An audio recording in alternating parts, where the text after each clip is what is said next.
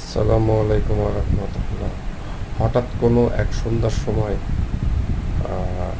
Dhaka international highway রোডে কিছু সময় সুন্দর মুহূর্ত ভিডিও ধারণ করছিলাম আর আস্তে আস্তে হেঁটে যাচ্ছিলাম।